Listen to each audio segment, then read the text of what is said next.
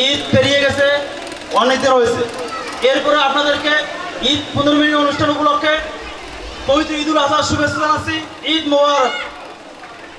আপনারা সকলে অবগত আছেন, ঢাকা মহানগর উত্তরের আওতাধীন রূপনগর থানা ছাত্র এবং গণ অধিকার পরিষদের উদ্যোগে ঈদ 15 মিনিট এবং আলোচনা সভা আয়োজন করা হয়েছে।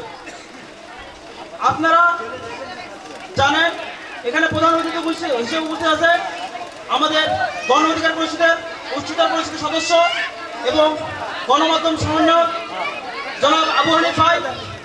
বিশেষ অতিথি হিসেবে আছেন আব্দুল হাসান ভাই, আব্দুর রহিম ভাই সহ ছাত্র যুব অনেক নেতৃবৃন্দ, গণ নেতৃবৃন্দ। এবং আমার সামনে উপবিষ্ট আছেন আমার সম্মানিত মা, খালা, ফুফা, ফুফু সহ অনেক এলাকার শুভাকাঙ্ক্ষী।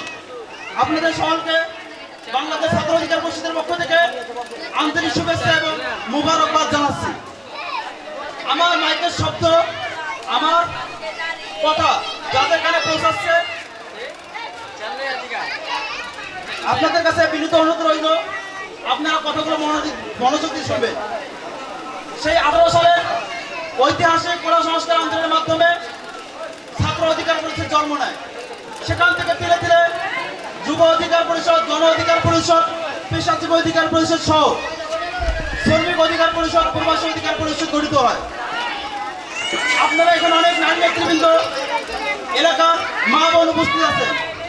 আপনারা জানে খুশি হবে, আমাদের একটা অঙ্গ সংগঠন আছে নারী অধিকার পরিষদ, যারা নারীদের অধিকার, নারীদের সুযোগ সুবিধা, নারীদের চাকরি বাকরি, পড়ালেখা বিভিন্ন বিষয় নিয়ে সরকারের সাথে কথা বলেন, নারীদের সাথে কথা বলেন, বিভিন্ন সামাজিক সংগঠনের সাথে কথা বলেন। আমরা যারা ছাত্র নেতৃবৃন্দরা আছি, আমরা 18 সালে কোটা সংস্কার আন্দোলন করেছি, 19-এ নিরাপদ সড়ক আন্দোলন করেছি, ডাকসু নির্বাচন করেছি, সর্বশেষ আপনাদের ছেলে মেয়ের সন্তান এবং আপনারাও যে জুলাই বিপ্লবে স্বৈরাচারের বিরুদ্ধে আন্দোলন করেছে, শেখ হাসিনা, খুনি হাসিনার রক্তচক্ষুকে ভয়